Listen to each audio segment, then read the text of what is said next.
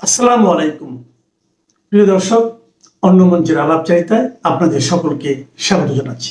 আসসালামু আলাইকুম এবং আদাব। মাঝখানে আর মাত্র একটা দিন, তারপরেই জাতিসংঘের সাধারণ পরিষদের সভাপতি পদের নির্বাচন। সেই নির্বাচনে বাংলাদেশের পক্ষ থেকে প্রার্থী হয়েছেন পররাষ্ট্রমন্ত্রী ডক্টর খলিলুর রহমান। তাকে নিয়ে বেশ কিছু চাঞ্চল্যকর তথ্য আমাদের হাতে এসেছে। জাতিসংঘের সাধারণ পরিষদের ৮১তম অধিবেশনের সভাপতি পদে নির্বাচন হবে ২রা জুন নিউ ইয়র্কের স্থানীয় সময় সকাল ১০টায়। নিউ ইয়র্কের জাতিসংঘের সদর দপ্তরের সাধারণ পরিষদের হলে এই নির্বাচনে অংশগ্রহণ করবে সদস্য ১৯৩টা দেশ এবং জাতিসংঘের সবচেয়ে গুরুত্বপূর্ণ নীতি নির্ধারক অঙ্গ হলো এই সাধারণ পরিষদ। এটি নিরাপত্তা পরিষদের সুপারিশে মহাসচিব নির্বাচন করে, নিরাপত্তা পরিষদের অস্থায়ী সদস্যদের নির্বাচন করে এবং জাতিসংঘের বাজেট অনুমোদন করে। সুতরাং এটি খুব গুরুত্বপূর্ণ একটি অঙ্গ। এবার এশিয়া প্যাসিফিক অঞ্চল থেকেই এই সভাপতি পদে নির্বাচিত হবে। তো এই লড়াইটা শেষমেশ হচ্ছে সাইপ্রাসের সাথে বাংলাদেশের। সাইপ্রাসের পক্ষে অভিজ্ঞ কূটনীতিক মহামান্য আন্দ্রেয়াস এস কাকৌরিস প্রতিদ্বন্দ্বিতা করছেন এবং বাংলাদেশের পক্ষ থেকে ডক্টর খলিল। ঠিক এই সময় গত ২৭ এবং ২৮ মে সাইপ্রাসের একটি শহরে ইউরোপের পররাষ্ট্র মন্ত্রীদের একটি অনানুষ্ঠানিক বৈঠক অনুষ্ঠিত হয়।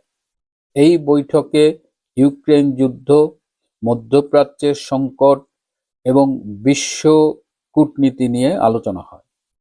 এই বৈঠকে সৌদি আরবের পররাষ্ট্রমন্ত্রী প্রিন্স ফয়সাল এবং ভারতের পররাষ্ট্রমন্ত্রী ডক্টর জয়শঙ্কর উপস্থিত ছিলেন। এই ইনফরমাল মিটিংয়ে এই সাধারণ পরিষদের সভাপতি নির্বাচন নিয়েও আলোচনা হয়। বাংলাদেশের পক্ষে ওআইসির কিছু দেশ এবং পাকিস্তান, তুরস্ক মূলত কাজ করছে এবং যে কারণে আপনারা দেখেছেন যে তুরস্কে অনেকবার ডক্টর খলিল গিয়েছে এবং সর্বশেষ ডক্টর ইউনূসও ডক্টর খলিলের নির্বাচনের পক্ষে ক্যাম্পেইন করছে। যদিও ডক্টর ইউনূসের এখন বিশ্ব মঞ্চে আর আগের মতো গ্রহণযোগ্যতা নেই, কিন্তু ডক্টর ইউনূসের একটি স্বার্থ আছে, সেটি হলো ডক্টর খলিল যদি সাধারণ পরিষদের সভাপতি পদে জয়লাভ করে তাহলে তিনি যে জাতিসংঘের মহাসচিব হওয়ার খায়েশ এখনো পোষণ করেন, সেই ক্ষেত্রে হয়তো কিছুটা সুবিধাজনক অবস্থানে থাকবেন। ডক্টর ইউনূস হয় বাংলাদেশের প্রেসিডেন্ট হবেন, নাহলে জাতিসংঘের মহাসচিব হবেন। এই দুই লক্ষ্যে বর্তমানে কাজ করছে। এখন পাকিস্তানের মাধ্যমে চীনের সমর্থন আদায়ের জন্য চেষ্টা করা হয়েছিল, কিন্তু চীন খলিলের পক্ষে তাদের সমর্থন ব্যক্ত করেনি। এখন সাইপ্রাসের পক্ষে কারা রয়েছে? রাশিয়া, চীন, ইন্ডিয়া এবং সাইপ্রাস একদিকে একটি খ্রিস্টান দেশ, সুতরাং ইউরোপের অনেক দেশই কিন্তু সাইপ্রাসের পক্ষে। ডক্টর খলিল আমেরিকার পোষ্য বলা হলেও এই নির্বাচনে হয়তো আমেরিকার সমর্থনটা পেলেও বিশ্বব্যাপী আমেরিকা ডক্টর খলিলের ব্যাপারে তেমন ক্যাম্পেইন করছে না। আমেরিকা বর্তমানে সেই অবস্থাতেও নেই। ইরান যুদ্ধে এমনভাবে জড়িয়ে গেছে যে খলিলের নির্বাচন তাদের আর কাপ অফ টি এই মুহূর্তে নেই। সুতরাং ডক্টর খলিল কিন্তু কঠিন চ্যালেঞ্জের মুখে পড়েছেন। ইসলামী বিশ্ব তাও পুরোটা ডক্টর খলিলের পক্ষে নয়। সাইপ্রাসের সাথেও কিন্তু অনেক ইসলামিক দেশের সম্পর্ক খুব ভালো। আফ্রিকাও এই চীন, রাশিয়া, ভারতের সাথে মিলে সাইপ্রাসের প্রতি তাদের সমর্থন ব্যক্ত করছে। সুতরাং ১৯৩টা দেশের মধ্যে কে কতটা ভোট পেয়ে জয়লাভ করবে এটা এখন আসলেই আগে অগ্রিম কিছু বলা যাচ্ছে না। তবে সাইপ্রাসের ক্যান্ডিডেট কিন্তু ঝানু কূটনীতি, ৪ দশকেরও বেশি তার অভিজ্ঞতা রয়েছে এবং বিশ্ব রাজনীতিতে, বিশ্ব কূটনীতিতে তার একটি পরিচ্ছন্ন ভাবমূর্তি রয়েছে। এর বিপরীতে ডক্টর খলিলের নামে বেশ কিছু অপপ্রচার ছড়ানো হয়েছে। এগুলো অপপ্রচার হোক সত্য হোক সেটা পরের কথা। ডক্টর ইউনূসের 15 মাসের যে দুঃশাসন, যে ফ্যাসিবাদী শাসন, সেই শাসনের অংশ হিসেবে ডক্টর খলিলও একজন মানে দুর্নীতিবাজ এই তকমা পেয়েছে এবং দুঃশাসনেরও ভাগ তার কাঁধে চেপেছে। এছাড়াও আপনারা জানেন যে 2001 সালে প্রধান উপদেষ্টার অফিসে কর্মরত থাকা অবস্থায় তিনি একটি হত্যাকাণ্ডের সাথে জড়িয়ে যান এবং তাকে ঘিরে একটি পরকীয়া প্রেম, এইসব অনেক কিছু আলোচনা হয়, যে কারণে তার নৈতিক অবস্থানটা নিয়ে প্রশ্ন উঠেছে এবং এই বিষয়গুলো জাতিসংঘকে লিখিতভাবে তার প্রতিদ্বন্দ্বীদের পক্ষ থেকে জানানো হয়েছে। এবং শুধু জাতিসংঘকে নয়, 193টা দেশ যে ভোটার, তাদের অধিকাংশ সদস্য দেশে ডক্টর খলিলের বিরুদ্ধে এইসব যে অভিযোগ চাউর হয়েছে সেগুলো লিখিত আকারে জানিয়ে দেওয়া হয়েছে। সুতরাং ব্যক্তিগত অবস্থান থেকে ডক্টর খলিল কিন্তু এই কারণে বেশ কিছুটা পিছিয়ে গেছেন। তারপরেও দেখা যাক কি হয়, আর মাত্র 2 দিন, 2 তারিখের নির্বাচনের পরে আমরা ফলাফল জানতে পারবো। এর পাশাপাশি রয়েছে আমাদের বাংলাদেশের ভিআইপি মহিষ ডোনাল্ড ট্রাম্প। ডোনাল্ড ট্রাম্প যেখানে তাকে চিড়িয়াখানায় রাখা হয়েছে সেখানে একটা নেম প্লেটে লেখা হয়েছে অ্যালবিনো প্রজাতির মহিষ ডোনাল্ড ট্রাম্প। তো এই যে ডোনাল্ড ট্রাম্প নেম প্লেটটা দেওয়া হয়েছে, এর জন্য আমেরিকার এম্বাসি খুব ক্ষেপে গেছে। তারা বলতেছে যে এটার মধ্য দিয়ে ডোনাল্ড ট্রাম্পকে অপমান করা হয়েছে। একদম নেম প্লেটটাও ডোনাল্ড ট্রাম্প রাষ্ট্রপতির নাম, তো এই ব্যাপারটা নিয়ে একটা জটিলতা তৈরি হয়েছে।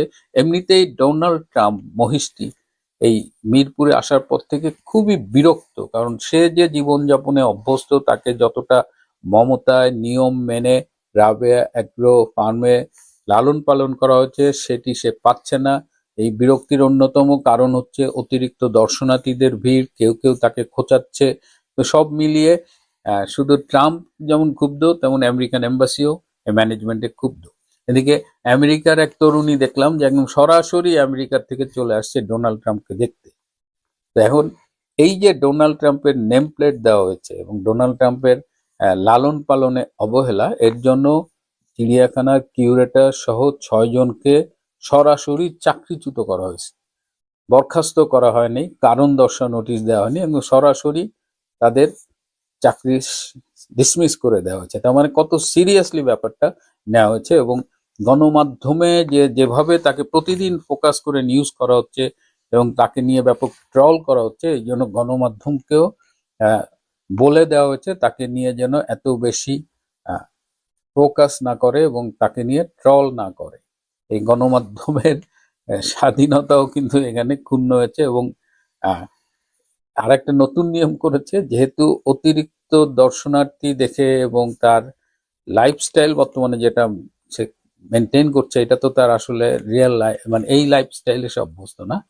সুতরাং এই সব মিলিয়ে এখন নতুন নিয়ম করা হয়েছে যে প্রতি ঘন্টায় 12 জনের বেশি দর্শনার্থীকে ডোনাল্ড ট্রাম্পকে দেখার জন্য অ্যালাউ করবে না।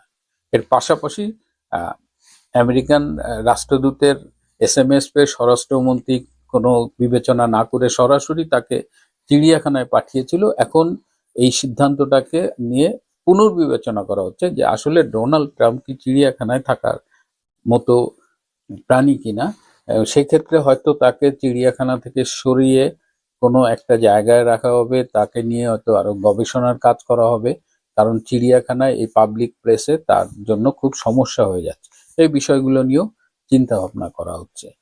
এই ছিল আজকে ডোনাল্ড ট্রাম্পের ব্যাপারে আপডেট, এবং তার জন্য 6 জনের চাকরিচ্যুতির ঘটনাটা আসলেই ভীষণ মর্মান্তিক এবং আমার কাছে ঠিক বোধগম্য নয়। প্রিয় বন্ধুরা, আজ এ পর্যন্ত। নতুন করে সেই প্রশ্নটা আবার সামনে এসেছে, যেটা আমি বহু পূর্বে উত্থাপন করেছিলাম। মানবজমিন সম্পাদক এবং অনুসন্ধানী সাংবাদিক মতিউর রহমান চৌধুরী মহামান্য রাষ্ট্রপতি মোহাম্মদ শাহাবুদ্দিনের ইন্টারভিউ নিয়ে বলেছিলেন, মহামান্য রাষ্ট্রপতি তাকে বলেছেন, শেখ হাসিনার পদত্যাগপত্র আমার কাছে নেই, আমি অনেক খোঁজাখুঁজি করেছি, এমনকি ক্যাবিনেট ডিভিশনেও খোঁজাখুঁজি করে তার সেই পদত্যাগপত্র পাওয়া যায়নি। আপনাদের নিশ্চয়ই মনে আছে সেই সময় বিষয়টা নিয়ে অনেক আলাপ আলোচনা হয়েছিল। মোহাম্মদ শাহাবুদ্দিন বলেছেন তিনি শুনেছেন যে শেখ হাসিনা প্রধানমন্ত্রীর পদ থেকে পদত্যাগ করেছেন, তবে তার কাছে কোনো দালিলিক প্রমাণ নেই। রাষ্ট্রপতি বলেন, পদত্যাগপত্র সংগ্রহ করার বহু চেষ্টা করেও আমি ব্যর্থ হয়েছি। তিনি হয়তো সময় পাননি। দৈনিক মানবজমিনের প্রধান সম্পাদক মতিউর রহমান চৌধুরীর সঙ্গে আলাপকালে ক্ষমতাচ্যুত প্রধানমন্ত্রী শেখ হাসিনার পদত্যাগপত্রের বিষয়ে জানতে চাইলে এটা হলো একটি বিষয় যে এটা সর্বজন সবার কাছে অবহিত আপনারা আছেন যে তিনি বলছেন যে এরকম কোনো পদত্যাগপত্র আমার কাছে নেই।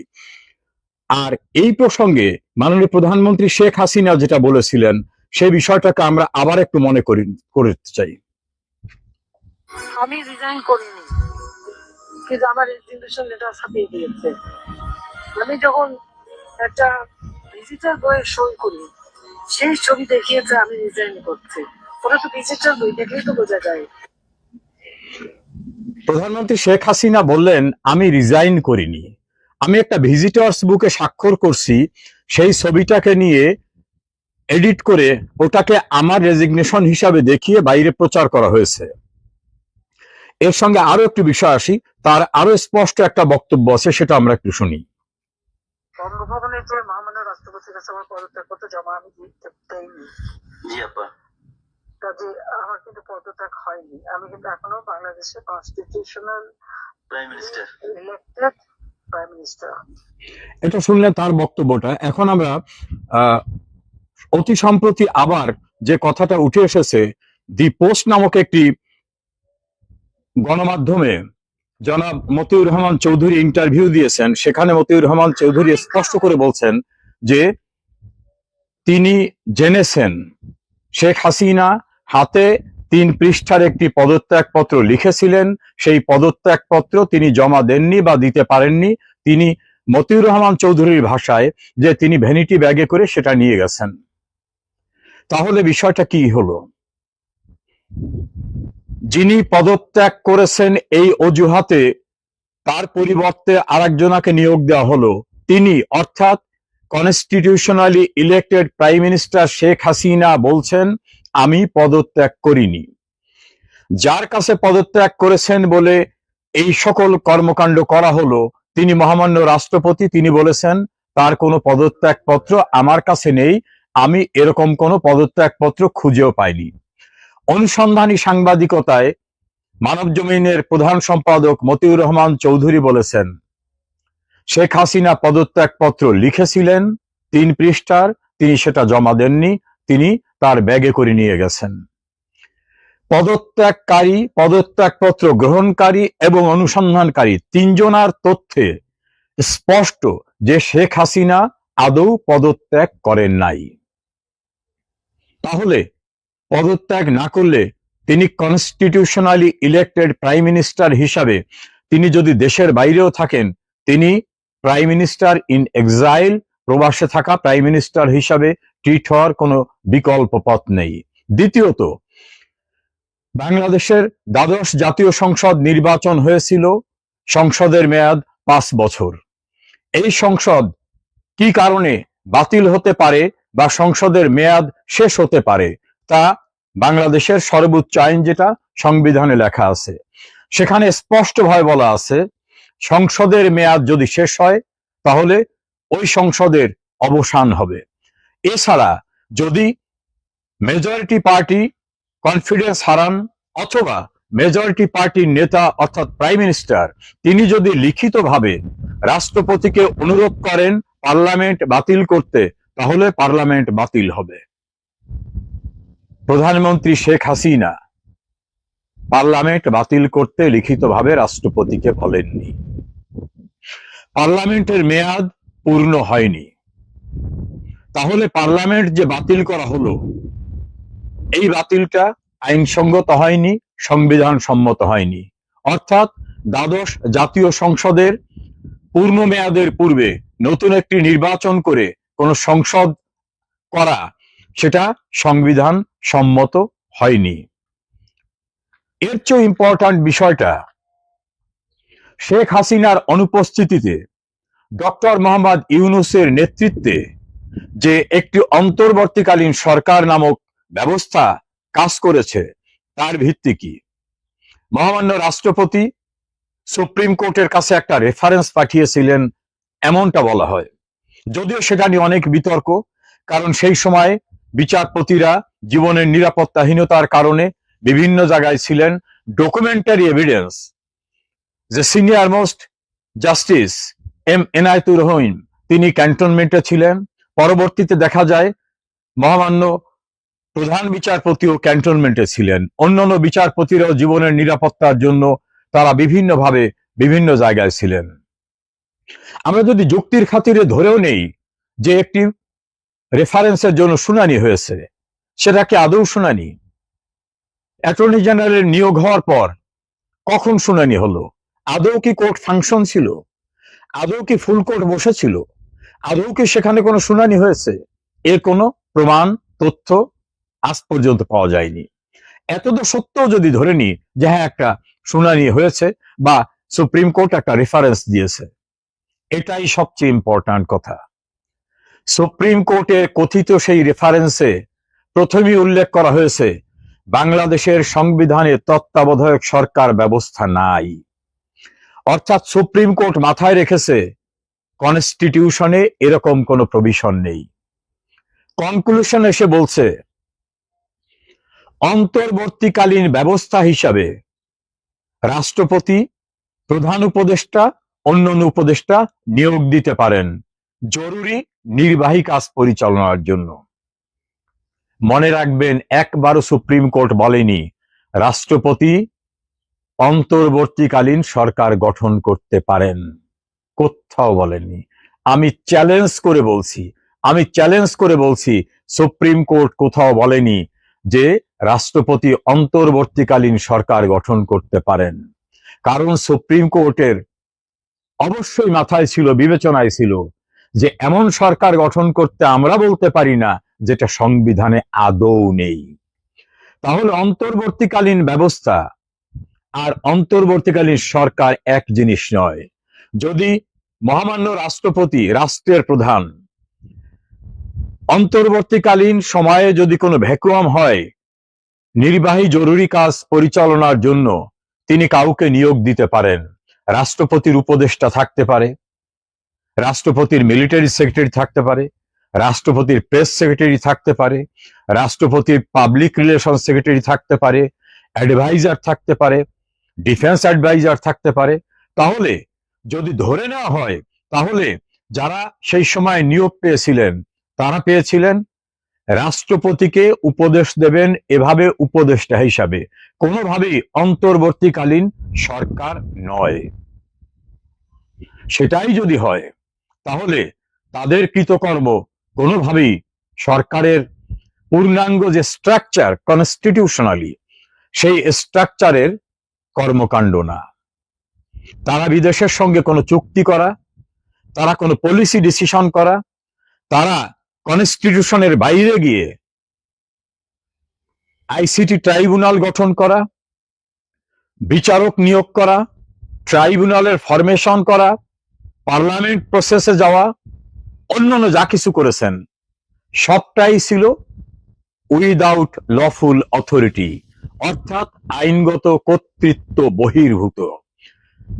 ফলত আমরা কনক্লুশনে এই বিশ্লেষণে আসতে পারি বাংলাদেশের সর্বোচ্চ আইন সংবিধান, এবং সংবিধানের ব্যত্যয় ঘটানো হলে বা সংবিধান ভঙ্গ করা হলে যা কিছু ভঙ্গ করে করা হবে সে বিষয়টি যে অবৈধ হয়, এটা পাকিস্তানের সুপ্রিম কোর্ট, বাংলাদেশের সুপ্রিম কোর্ট, ভারতের সুপ্রিম কোর্টের অসংখ্য মামলায় সিদ্ধান্ত দিয়ে বলা হয়েছে সংবিধানে যেটা নাই, সংবিধানের বাইরে গিয়ে করা হলে সেটা ultraviates with the provisions of constitution, violation of constitution, inconsistent with the provision of constitution, অর্থাৎ অসাংবিধানিক, অবৈধ, বেআইনি, সংবিধান বহির্ভূত, এবং সেগুলোকে বলা যেতে পারে সংবিধান লঙ্ঘনের অপরাধ।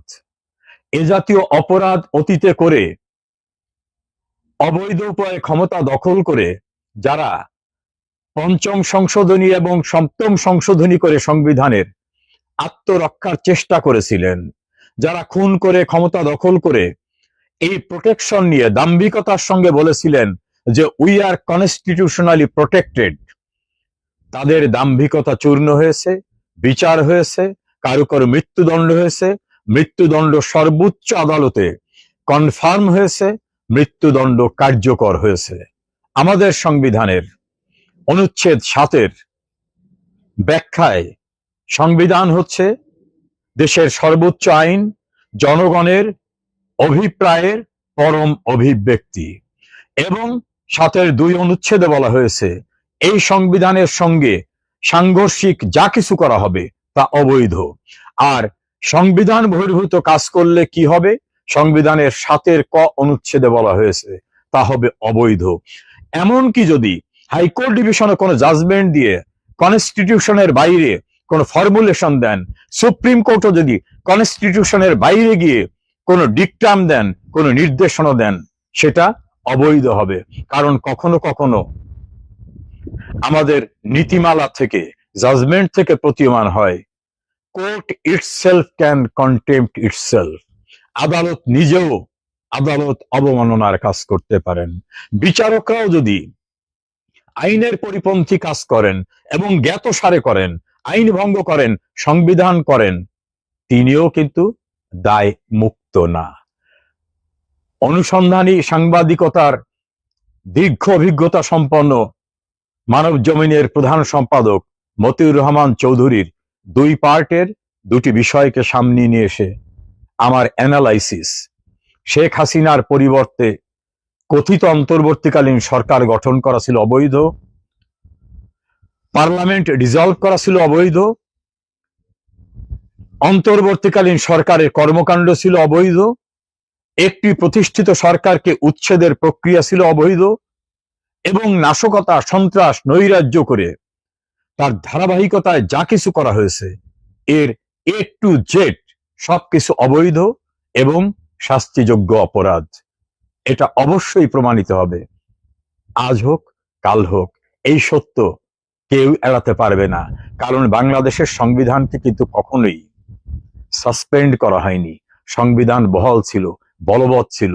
শপথ নেওয়ার সময়ও ডক্টর মোহাম্মদ ইউনূস বলেছেন, এই সংবিধানকে রক্ষা করব, সংরক্ষণ করব, সংবিধানকে মেনে চলব।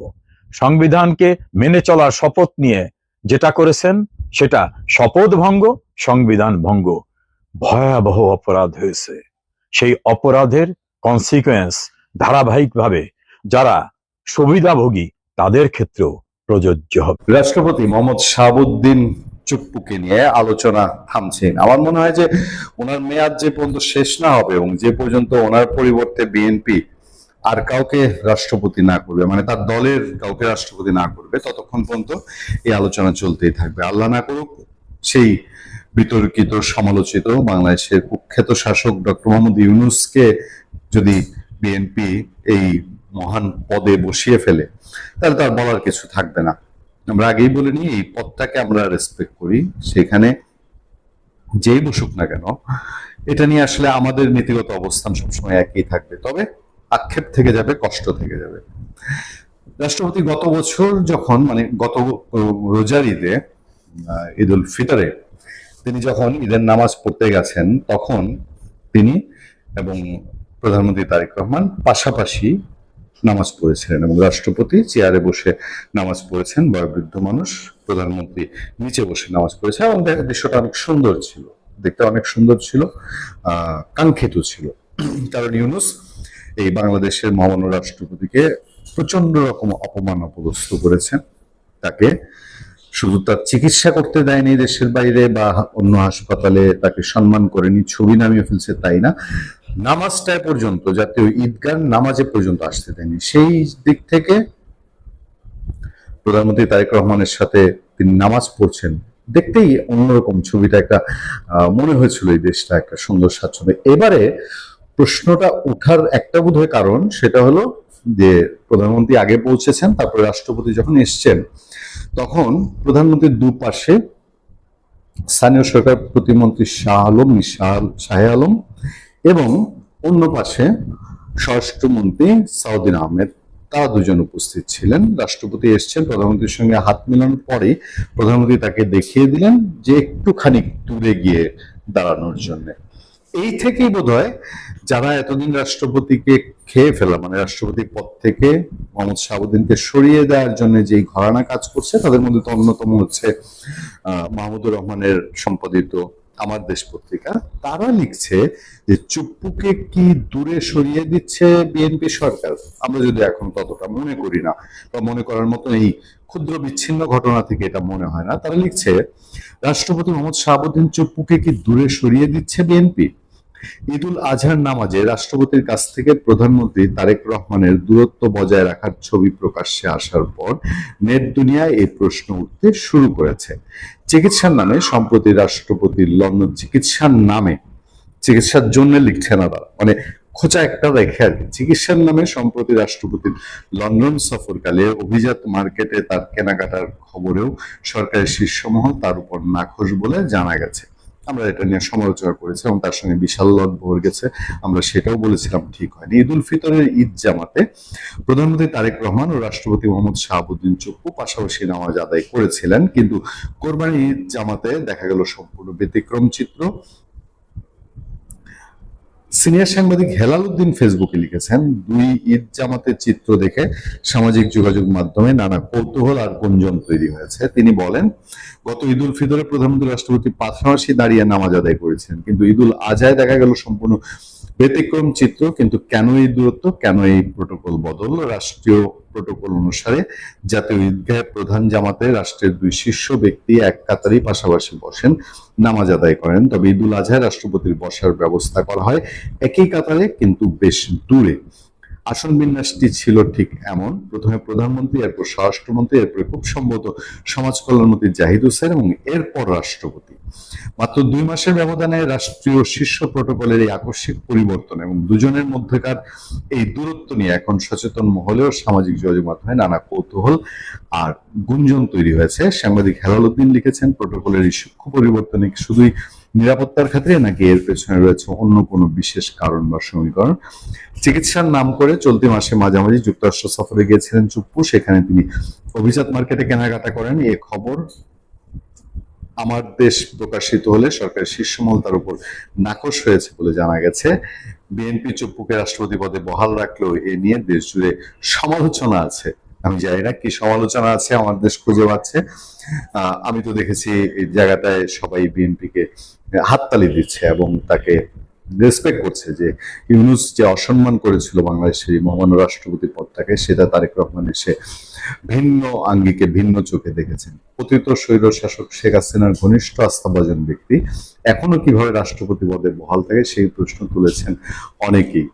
আমরা সবাই জানি যে রাষ্ট্রপতির এই পদে যদি পরিবর্তন করা যেত এবং রাষ্ট্রপতি শাহাবুদ্দিনকে সরানোর জন্য ইউনূসের উপদেষ্টা পরিষদের সৈয়দা রেজওয়ানা হাসান, আসিফ নজরুল, ইভেন মাহফুজ আলম নাহিদ ইসলামরা ইনডাইরেক্টলি তারা যার পর নাই চেষ্টা করেছেন, মপ করেছেন রাষ্ট্রপতির বাসভবন বঙ্গভবনের সামনে। কিন্তু বিএনপি এই জায়গাটায় অনড় ছিল, তারেক রহমান এই জায়গাটায় সম্পূর্ণ অনড় ছিলেন যে বাংলাদেশের সাংবিধানিক ধারাবাহিকতা বজায় রাখতে হলে রাষ্ট্রপতির পদটি ধরে রাখতে হবে। ফলে রাষ্ট্রপতি সেই সময় টিকে যান এবং বিএনপি সরকার ক্ষমতায় এসেও রাষ্ট্রপতিকে মেনে নিয়েছেন, তাকে তার যথাযথ সম্মান দিচ্ছেন, তাকে বিদেশে চিকিৎসা করতে দিচ্ছেন। এবং রাষ্ট্রপতিও যেহেতু বিএনপি সরকার ক্ষমতায়, বিএনপির প্রতিষ্ঠাতা প্রয়াত জিয়াউর রহমান সম্পর্কে সংসদের বাইরে তার মৃত্যুবার্ষিকীতে বিএনপির মতো করে শোক বার্তা দিচ্ছেন, কথা বলছেন, বক্তৃতা দিচ্ছেন। ফলে তাদের টিউনিং এ তেমন কোনো সমস্যা হয়েছে না মনে হলেও এবারের ঈদের এই যে আনুষ্ঠানিকতা একটু পরিবর্তন, এইটা কারো কারো ভিতরে হয়তো খটকা তৈরি করেছে। আমেরিকান স্বার্থ এই সরকার মিট করবে। আপনার যে 2টা চুক্তি সই করার ব্যাপার আছে, ওই 2টা চুক্তিও সই করবে আমেরিকার সাথে এই সরকার, এবং একদম আমেরিকার পেটের মধ্যে ঢুকে যাবে। এই ঢুকাটা being so close to China, এইটা ব্যাকফায়ার করবে। এরা সব মিলিয়ে বেচারা প্রাইম মিনিস্টারকে, তারেক রহমানকে ডুবিয়ে দেবে, আর কিছু না। শেখ হাসিনারও একটা স্ট্র্যাটেজিক প্ল্যানিং চলছে। She is aided, guided, supported by various intellectual people, বিভিন্ন দেশের ইন্টেলিজেন্স এজেন্সি, ওনার কাছে ইন্টেলিজেন্সের খবর আছে। তো Sheikh Hasina is doing strategic thinking এবং শেখ হাসিনা স্ট্র্যাটেজিক প্ল্যান বানাচ্ছে এবং এই স্ট্র্যাটেজিক প্ল্যান বানিয়ে সে বাংলাদেশে হয়তো আসবেন, কিন্তু উনি কি আপনি আর আমি মনে করি যে উনি কি প্লেনে উঠবেন, টিকিট কাটবেন, এসে যাবেন, এখানে অ্যারেস্ট হবে? No, it's not going to happen like that. ওখানে আরো স্ট্র্যাটেজিক কথাবার্তা হয়তো হচ্ছে যে কিভাবে উনি কার সাপোর্টে আসবেন। এমনও হতে পারে যে এই আমার দেশের আর্মির এক অংশ এইটাকে সাপোর্টও দিতে পারে ওনার আশাটাকে। আমি এতটুকুন জানি যে she is determined to come এবং আসবেন উনি। শেখ হাসিনাকে ওনারা কিভাবে ফেরত দেবেন, কিভাবে আসবেন, ডেফিনেটলি আইসিটির ইসে ফেরত দিচ্ছেন না, দ্যাটস এ ক্লোজ চ্যাপ্টার। হ্যাঁ, তো এখন ওরা কিভাবে ওনাকে আনলে কি এখানে কারোর ক্ষমতা হবে অ্যারেস্ট করার? আমার তো মনে হয় না যে কারোর ক্ষমতা হবে অ্যারেস্ট করার। এটা করতে গেলেই আমার প্রধানমন্ত্রীর ওই জিনিসগুলিও সব উঠবে। বিকজ একটা মামলায় এফবিআই কিন্তু এখানে সাক্ষী দিয়ে গেছে, ডোন্ট ফরগেট দ্যাট। এরপরের বইগুলি যেগুলি ছাপা হবে সেখানে হাদির ছবি আসবে, তারপরে কেউ কেউ বলবে যে আপনি হাদির যে ডায়লগ আছে সাউয়া মাওয়া ওইটা তার নিচে লেখেন। So all kinds of things can happen. আপনি ইচ্ছা করলে করতে পারেন, কিন্তু রাষ্ট্রের প্রেস্টিজ, ডিগনিটি এইটা নষ্ট করেন না, নাহলে রাষ্ট্র রাখতে পারবেন না। প্রত্যেক দেশের একটি পলিসি থাকে, যেটা চেঞ্জ ইন গভর্নমেন্ট হলে এইটার ইফেক্ট পড়ে না।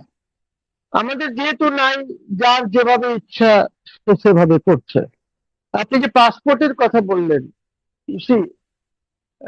আওয়ামী লীগ যে কাজটি করেছিল সেটা একদিক থেকে ভালো করেছিল, কারণ হচ্ছে যে আপনার পাসপোর্টে এক্সেপ্ট লেখেন, যাই লেখেন, you are virtually recognising Israel as a state. You are recognizing Israel. তো এই জন্য তারা উঠিয়ে দিয়েছিল। আর এইটা তো জানেন, ইন্টারন্যাশনাল সিভিল এভিয়েশন অর্গানাইজেশন যেটা আছে, ট্রাভেলস, বায়োমেট্রিক্স, পাসপোর্টের এই জিনিসগুলি সব ওদের দ্বারা নিয়ন্ত্রিত হয়। ওদের ডকুমেন্টস আছে কিছু যেটা নিয়ন্ত্রণ করে। তবে এখন এই যে এক্সেপ্ট ইসরায়েল, এইটা আমরা যুক্ত হলাম, পাকিস্তান আগের থেকেই ছিল, মালয়েশিয়া, ইয়েমেন, চারটি দেশ। আর ইরান যে আছে, ইরান এইটা লেখে না এক্সেপ্ট ইসরায়েল, ইরান লেখে not valid for occupied Palestinian territories. আচ্ছা, অর্থাৎ তারা শব্দ প্যালেস্টাইনকে গুরুত্ব দিচ্ছে, ইসরায়েলকে না। তারা স্বীকার করে নিচ্ছে যে প্যালেস্টাইনকে অকুপাই করে রেখেছে, তার জন্য এই পাসপোর্টটা ভ্যালিড না সেখানে ট্রাভেল করার জন্য। তো I think they are correct technically. আর আমরা যারা সবাই এক্সেপ্ট ইসরায়েল লিখছি, আমরা মোটামুটি ইসরায়েলকে এখন রেকগনাইজ করে নিচ্ছি, that yes there is a state of Israel, তবে আমার লোকজন সেখানে যাবে না, পাসপোর্ট ইজ নট ভ্যালিড। আর ইরান যেটা করছে সেটা হলো যে অকুপাইড প্যালেস্টিনিয়ান টেরিটরিজ এর জন্য এইটা বার আছে ওদের। তো এই একটা ডিফারেন্স আছে। বাকি সবাই এক্সেপ্ট ইসরায়েল লিখছে, মালয়েশিয়া টালেশিয়া যারা আছে, এই 5-6টা দেশ আছে যারা এটা লিখছে। তো আমার মনে হয় এইটা বোধহয় বাধ্য করা হচ্ছে আমাদের এইখানে কোনো একটি গোষ্ঠী দ্বারা, পলিটিক্যাল গোষ্ঠী যারা হয়তো বাধ্য করেছে, তারা সাকাম করেছে। এদের কোনো নীতি নাই, এই গভর্নমেন্টের কোনো পলিটিক্যাল নীতি নাই।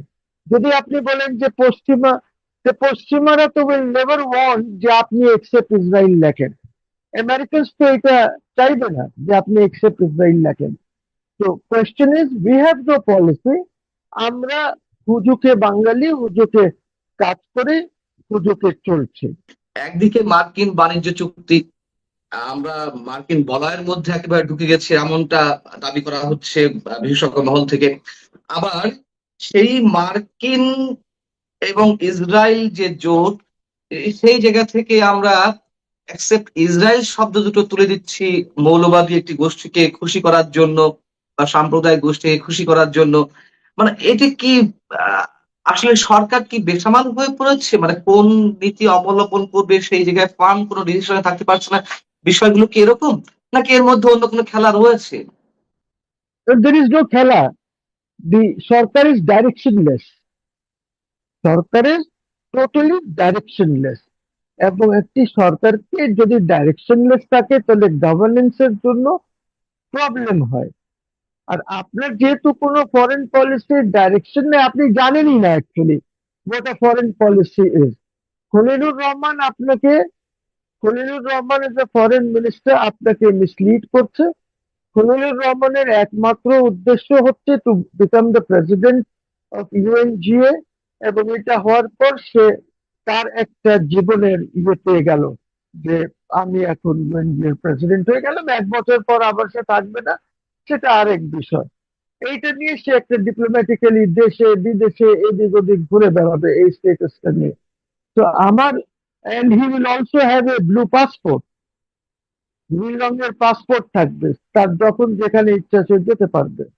তো আমার কথা হচ্ছে যে একটা government should have a policy. দেখেন, আহ, শেখ হাসিনা সে একটা পলিসি, আওয়ামী লীগ গভর্নমেন্ট একটা পলিসি। আপনি বলতে পারেন পলিসিটি ভুল ছিল, পলিসি ছিল একটা যে this is my foreign policy, আমি এইভাবে এগিয়ে যাব। যেমন তার একটা ফরেন পলিসির মধ্যে ছিল চায়নার সাথে we will get closure, we will remain close with India। এইখানে মার্কটা খেয়ে গেল বিকজ ইন্ডিয়া এন্ড চায়নার মধ্যে কোহেশন নাই, ওরা এট লগার হেডস। তো এইখানে আমাদের পলিসি একটু মার খেয়ে গেল।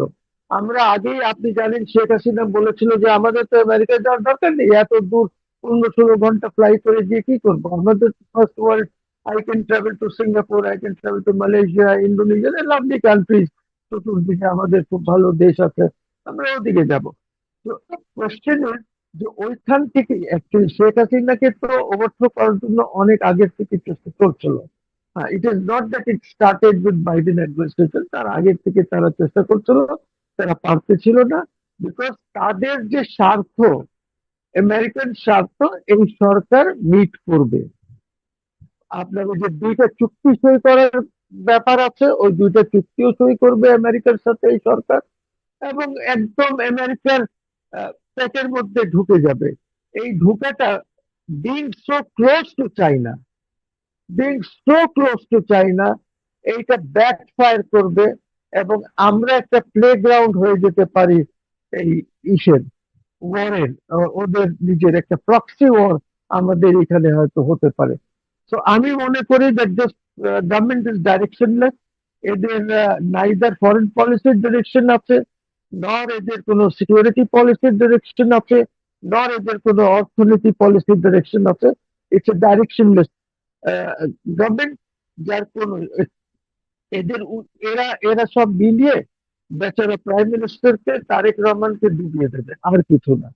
আমি চাই তারেক রহমান শুড সাকসিড, কিন্তু যেভাবে এরা দেশ পরিচালনা করছে, কোনো গভর্নেন্স নাই দেশে, there is hardly any governance. And একটা জিনিস খেয়াল করবেন, শেখ হাসিনা অলরেডি বলে রেখেছে that she is going to come back to Bangladesh, 6 থেকে 9 মাস মতো উইল বি হিয়ার, বাংলাদেশে আসবে। তো ন্যাচারালি শেখ হাসিনারও একটা স্ট্র্যাটেজিক প্ল্যানিং চলছে। She is aided, guided, supported by various intellectual people, বিভিন্ন দেশের ইন্টেলিজেন্স এজেন্সি, ওনার কাছে ইন্টেলিজেন্সের খবর আছে।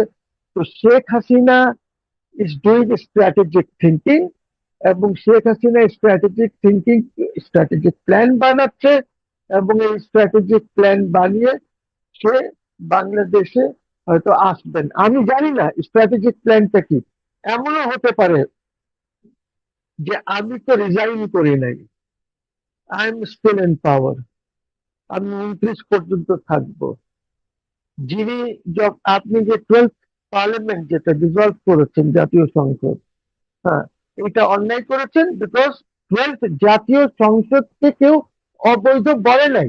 এখন আমি যখন আপনার সাথে কথা বলছি বা রেকর্ড করছি, এখনো কেউ বলে নাই যে 12th পার্লামেন্ট ওয়াজ অবৈধ। এখনো কেউ বলেন এইটাতে। আপনি যদি 12th পার্লামেন্টকে অবৈধ না বলেন, স্বীকৃতি দেন, 11th কে স্বীকৃতি দেন, 10th কে স্বীকৃতি দেন, তাহলে তো আপনাকে ইলেকশন মানতে হবে। তাহলে আপনি আর এই ইলেকশন ফিলেকশন নিয়ে যে চুরি করেছে, কারচুপি করেছে, ইলেকশন হয় নাই, রাত্রে ভোট হয়েছে, এইগুলি বাদ দিয়ে দেন। আপনি একসেপ্ট করেছেন। এখন ধরেন 13th পার্লামেন্ট একসেপ্ট করেছে, জামাত বা সবাই একসেপ্ট করেছে। আপনি তো বলতে পারবেন না যে এইটা এখন কারচুপি হয়েছে, আমাকে হারিয়ে দিয়েছে, আমার এত সিট ছিল, এগুলি পারবেন না। না, শেখ হাসিনার স্ট্র্যাটেজিতে যদি সে 12 পার্লামেন্টকে বৈধ মনে করে if she comes, এবং কিভাবে আসবে আমি তো জানি না। she comes as a prime minister. Sheikh Hasina তো বলেছে যে আমি তো দেশ ত্যাগ করি নাই, আমাকে তো প্লেনে তুলে দেওয়া হয়েছে বাই আর্মি, এবং এই তুলে দিয়ে আমাকে আর্মির প্লেনে, প্রথমে হেলিকপ্টার, দেন আর্মির C-130 তুলে দিয়ে আমাকে ইন্ডিয়া পাঠানো হয়েছে। India has given me the protocol of a prime minister. আমি এখনো প্রাইম মিনিস্টার আছি, প্রাইম এইগুলো মিনিস্টার হিসাবে যাব। এইগুলো তো আমরা দেখেছি এবং সবকিছু আমাদের জানা, কিন্তু সেই ধরনের বাস্তবতা কি আর আছে যে উনি যে as a prime minister back করবেন বা উনি দাবি করবেন যে আমি রিজাইন করিনি? মানে এইগুলো নিয়ে যুক্তি তর্ক চলতে পারে, এইগুলো নিয়ে নানান ধরনের নীতি নৈতিকতার প্রশ্ন আসতে পারে, রাজনৈতিক পক্ষ বিপক্ষ জায়গা থেকে নানান ধরনের তর্ক উঠতে পারে, কিন্তু বাস্তবতা কি কোনোভাবেই বলে যে তিনি সেইভাবে আর ফিরে আসার ন্যূনতম কোনো সম্ভাবনা আছে? আমি জানি না, বিকজ বাস্তবতা উনার আশা, উনি তো প্লেনে উঠে টিকিট কেটে তো উনি আসবেন না। না, উনি কিছু সাপোর্ট দিয়ে উনি আসবেন, এবং ওই সাপোর্টটা কি ধরনের সাপোর্ট হবে আমি বলতে পারছি না, বিকজ আমি কোনো কমেন্ট করতে গেলে এটা ঠিক হবে না। এই জন্য আমি কোনো কমেন্ট করতে চাচ্ছি না ওইটার উপরে। কিন্তু উনি কি, আপনি আর আমি মনে করি যে উনি কি প্লেনে উঠবেন, টিকিট কাটবেন, এসে যাবেন, এখানে অ্যারেস্ট হবে? No, it's not going to happen like that. ওখানে আরো স্ট্র্যাটেজিক কথাবার্তা হয়তো হচ্ছে যে কিভাবে উনি কার সাপোর্টে আসবেন। এমনও হতে পারে যে এই আমার দেশের আর্মির এক অংশ এইটাকে সাপোর্টও দিতে পারে ওনার আশাটাকে। I know nothing. যেরকম আমার আর্মি ওনাকে পাঠিয়েছে, ইন্ডিয়ান আর্মি চিফের সাথে কথা বলে ওইখান থেকে কিভাবে কি হবে, I have no idea. But আমি এতটুকুন জানি যে she is determined to come, এবং আসবেন উনি। একটা জিনিস, বিকজ উনাকে তো অনেকে অ্যাডভাইস করছে। আমি আপনাকে একটা কথা বলি, আমাদের তারেক রহমান সাহেব, ওনার কনভিকশন হয়েছে, সেন্টেন্সও হয়েছে, সেটা যাবজ্জীবন হোক, ডেথ সেন্টেন্স হোক, হতে পারে। হি ওয়াজ কনভিক্টেড এন্ড সেন্টেন্স। উনি এখন পর্যন্ত কি কোনো আপিল দায়ের করেছেন বাংলাদেশে ঢোকার পর? আমার নলেজ হচ্ছে উনি কোনো আপিল দায়ের করেননি। ওয়াজ হি অ্যারেস্টেড? He was not. কেন হয় নাই? কেন হয়নি এটা? বিকজ ওনার আসার আগে ওনার যে মামলাগুলি ছিল, যেগুলি কনভিক্টেড ছিলেন, সেন্টেন্স ছিল ওনার উপরে, এইগুলি আদালতের মাধ্যমে উনি জানবেন, অন্যরা আপিল করেছে, ওরা যে খালাস পেয়েছে ওর মধ্যে কিন্তু তারেক রহমান সাহেবও খালাস পেয়ে গেছেন। ওই জাজমেন্টটা ভুল ছিল, রিভিউ করে এটা করা হয়েছে। But he never went into N appeal. উনি কিন্তু একটা রিস্কের মধ্যে আছেন। উনি যে রিস্ক বিহীন তা না কিন্তু, বিকজ এইগুলি যেভাবে করা হয়েছে এইখানে অনেক প্রশ্ন উঠবে। And mind you that if Sheikh Hasina returns, এইগুলি আরো জোরালো হবে। You see, এই জিনিসগুলি তো even the prime minister should understand this, এবং ওনার উচিত হবে যে একটা আপিল করে ওইখান থেকে ক্লিয়ার হয়ে আসে।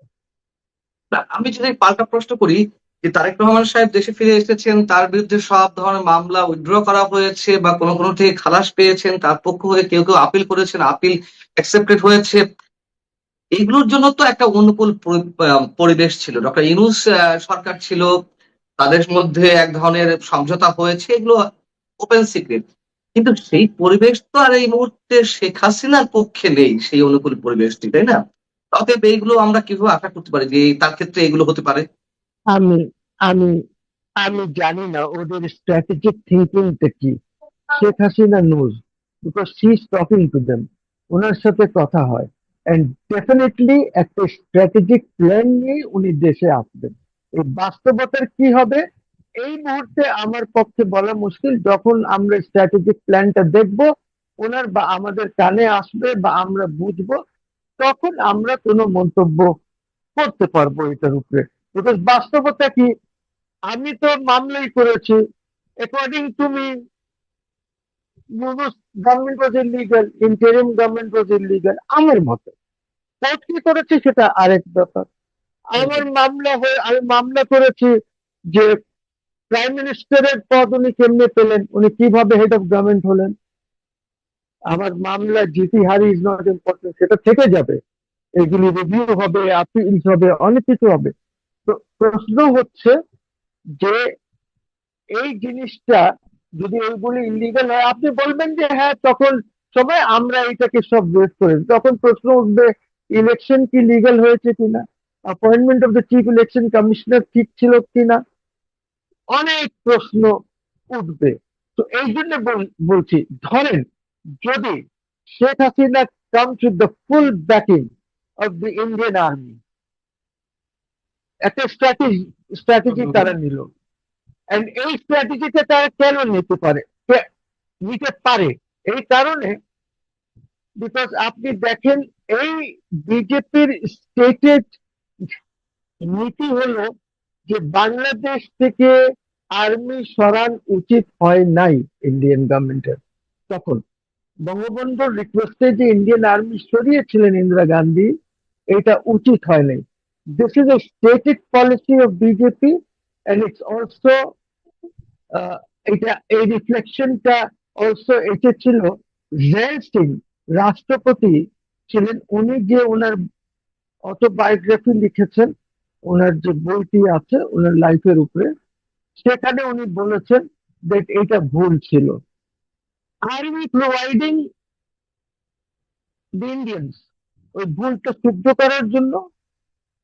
আমি জানি না, আই ডোন্ট নো, বাট আপনাকে বাংলাদেশকে এই জিনিসগুলি সব চিন্তা ভাবনা রাখতে হবে, বিকজ এইটা ওদের stated policy. They think that was a mistake. তো আপনি শেখ হাসিনাকে ওনারা কিভাবে ফেরত দেবেন, কিভাবে আসবেন, ডেফিনেটলি আইসিটির ইসে ফেরত দিচ্ছেন না, দ্যাটস এ ক্লোজ চ্যাপ্টার। হ্যাঁ, তো এখন ওরা কিভাবে ওনাকে আনলে কি এখানে কারোর ক্ষমতা হবে অ্যারেস্ট করার? আমার তো মনে হয় না যে কারোর ক্ষমতা হবে অ্যারেস্ট করার। এটা করতে গেলেই আমার প্রধানমন্ত্রীর ওই জিনিসগুলিও সব উঠবে, বিকজ একটা মামলায় এফবিআই কিন্তু এখানে সাক্ষী দিয়ে গেছে, ডোন্ট ফরগেট দ্যাট। এফবিআই 2 জন এজেন্ট সাক্ষী দিয়েছে একটা মামলায়। তো আমি চাই যে এই জিনিসগুলি যেন না হয়। আমরা একটা সুন্দর আওয়ামী লীগের উপরে যে নিষেধাজ্ঞা আছে এটাকে তুলে ফেলে আওয়ামী লীগকে আমরা রাজনীতি করতে দেই। আমরা এই 4-5 কোটি লোককে রাজনীতির থেকে আলাদা রাখতে পারবো না, এইখানে আমাদের একটা সমঝোতা হওয়া দরকার। And then we will see যে কিভাবে শেখ হাসিনা আসবে।